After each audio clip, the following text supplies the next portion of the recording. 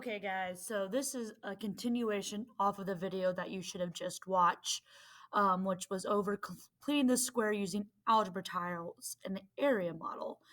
So now we're going to actually look at how to solve problems with completing the square. So this is the video you want to be taking notes over. This is the important video here, so you can make sure you're taking these notes as I go through this video. So basically, complete the square, as I said in the last video, is another way to solve quadratics. So far, we learned how to solve quadratics by taking the square root. We learned how to do it with factoring, and now we're going to look at how to do it with something called complete the square. Now, this is a new concept, and I'm very aware of that. So with these problems, okay, you got to kind of bear with me and take it as we go. So, completing the square, what you're always going to be doing when completing the square is you're going to have some kind of problem where you have your x squared, or whatever variable it is, plus your bx term, and you're going to be wanting to find some constant that goes here. That constant is what we just talked about in the past video. So with all these problems, you are looking to find that constant. So basically, that's what we're going to be doing with this video, is showing how to get that constant and then how we can use that to solve our problems. So that's the goal here. Okay. So let me just erase this real quick and we'll look at our first example of completing the square together. So here's our first example that we're going to look at. Oops. I want to make it black. Sorry. All right, so first example is x squared plus 6x equals 27. Now, I know in the past, when we saw a problem like this, we would take that 27 and subtract it to the other side. We don't want to do that here, okay? When completing the square, this is how you want your problem to work. Look, your new form for completing the square. So every time you complete the square, you want to look like x squared plus bx equals your c now. Okay, this is how we want it for complete the square. Now, at this point, what I would do if I were you, somewhere in your notes before we go through this problem, you're going to want to label steps 1 through 7. So write numbers 1 through 7 somewhere on your notes, because we're going to be looking at 7 steps on how we're going to go about completing the square. So you probably are going to want those together somewhere. So maybe on the side of your paper or above the first example, however you want to do that, you're going to want to number 1 through 7 as we go through these steps today. Okay. So as we're doing this problem, the first 3 steps kind of all go together. So your step 1 here is you want to start by finding your b.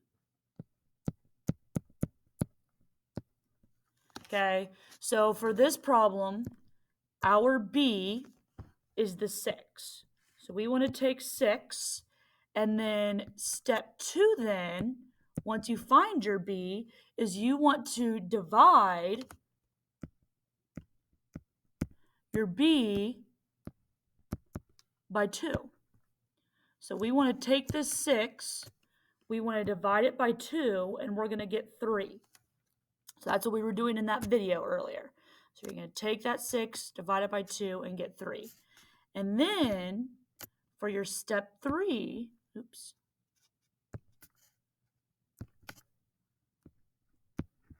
you want to take what you get and you want to square it. Or multiply it by itself, same thing. So we're going to take that 3 and we're going to square it to get 9. Okay, so those first 3 steps kind of all go together. So yes, I wrote them out. I did it one little step at a time, but once you get the hang of completing the square, those first 3 steps you're going to be able to do pretty easy in your mind. You take that b value, you divide by 2, and you square it. So then at this point, what you want to do is you want to take what you get when you square it. So for this problem, you want to specifically take the 9 here. And you want to add it to both sides of your equation. That's that plus c that we're getting next to the 6x. So you're going to take your equation, you're going to take this x squared plus 6x, and you're going to add 9 here, right, which comes from right above. But whatever you do to one side, as we know, you have to do to the other. So you want to take 27 plus 9 to get 36. So that was the next step, was we add to both sides.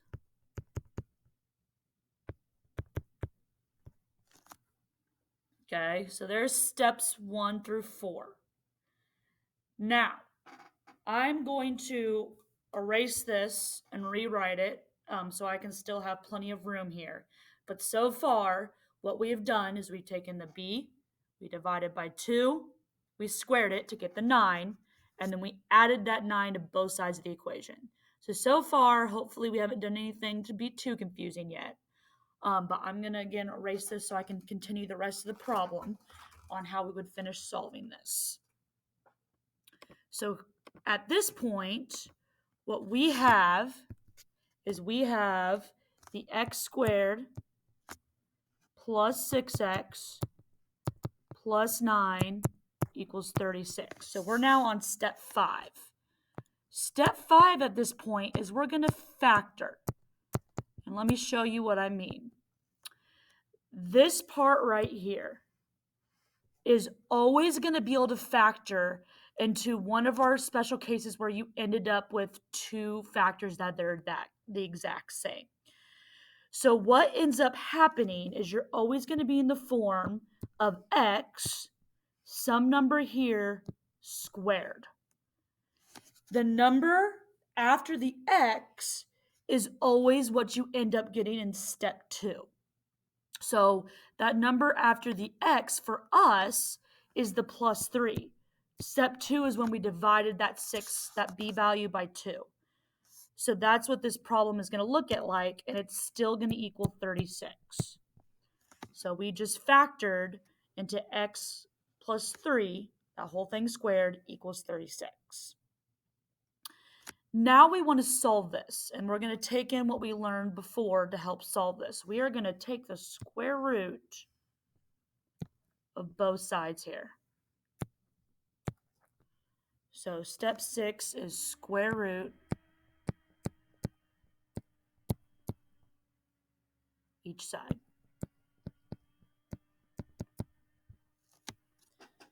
When you do that, as we know, the square roots here, the squared and the square root, cancel each other out. So we now just have an x plus 3 equals, now remember, when you take the square root of 36, you're getting a negative and a positive number.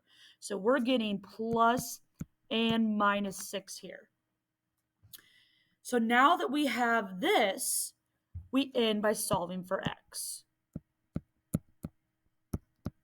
That's our last step. But what's interesting here, guys, is since we have this positive and this negative 6, we have to set up two equations. Not only can x plus 3 equal 6, x plus 3 can also equal negative 6. So we're solving both of these because remember, with quadratics, we get two answers. So for this equation, we subtract 3 from both sides, and you get x to equal 3. And then over here, we subtract 3 from both sides, and you get x to equal negative 9. Those are your two answers. So take a second. I know this is different. This is new. This is why we kind of give the steps to go through. We really took this one slow, one step at a time, so that's probably why it also seemed a little bit more daunting. But this is how you complete the square. So at this point, I want to do a couple more examples with you where we're kind of doing it all together instead of, each little step at a time. So we're going to start by looking at the following.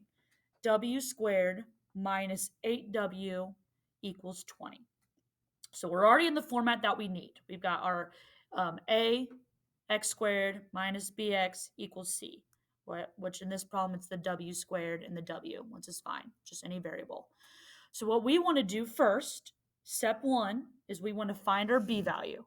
And for us, our b value, I'm going to write to the side here, is negative 8. So that's what we do first. We find our b value. Then we want to divide that by 2. Well, that's going to be a negative 4.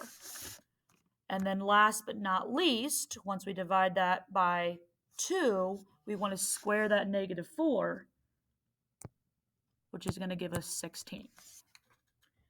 So at this point, we want to take this 16 and we want to add it to both sides of our equation, right? So that's step 4, is adding that 16 to both sides of the equation. So what we have now is a w squared minus 8w, and now we have that plus 16 equals 36. Equals 26, not 26, 36. 20 plus 16 is 36. Okay, so at this point, we are now able to factor this right here. Because two factors that give us a negative 8 from positive 16 are both that negative 4, which, like I said before, specifically comes from this right here, this negative 4. So we're going to write our factors in the format of the w squared equals the 36, and what we're using is that minus 4 from step 2 here. So that comes from our step 2. That minus 4 comes from the step 2 up here. And then we solve for x. So at this point, we want to take the square root of both sides. So we get w minus 4 equals plus or minus 6. And then we want to set up our two equations. So our two equations, I'm going to write it to the side here where I have more room, are w minus 4 equals 6, and w minus 4 equals negative 6. So we want to add 4 to both sides here. You get w to be 10, and then you want to add 4 to both sides here to get w to be negative 2. And those are your two answers. So as you go, it's one of those things where the more you do, the better you get at these. The more practice, the easier it becomes. So we're going to do one more. And hopefully after this last one, you'll kind of start to get the hang of it. And then you'll have a few problems you'll do on a Canvas check for your homework today. So let's look at the last problem I have for us. So the last problem we have is y squared minus 12y plus 27 equals 0. Notice we're not in the form we want yet. So to get in the form we want, we need to get that 27 to the other side of the equal sign. So we want to subtract 27 from both sides. So we can be in the form specifically of y squared minus 12y now equals negative 27. Because we want that negative 27 on the other side. So from here, we get our b, which is negative 12. We divide that by 2, which is negative 6, and we square that to get 36. And then that 36 is what we add to both sides of the equation. So we add 36 here, and we add 36 here.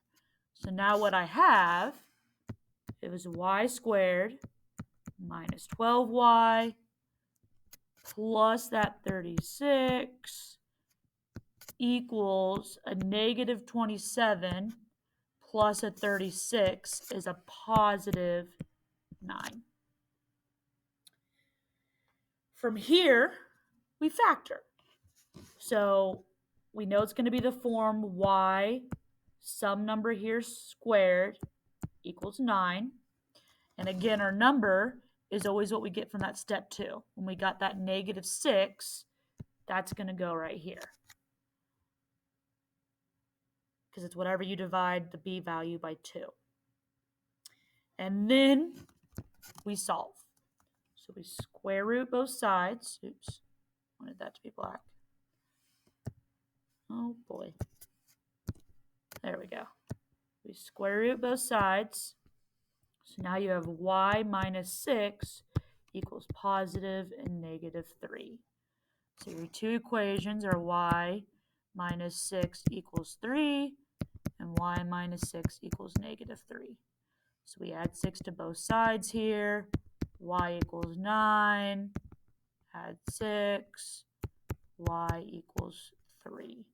So your two solutions are y is 9 and y is 3.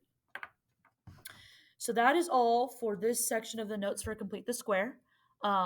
Again, you're going to do your own practice, and then when we come in class together the next time, we'll go over this, review it, make sure that we have a good idea. But that is all we have for today. Enjoy the rest of your day, guys.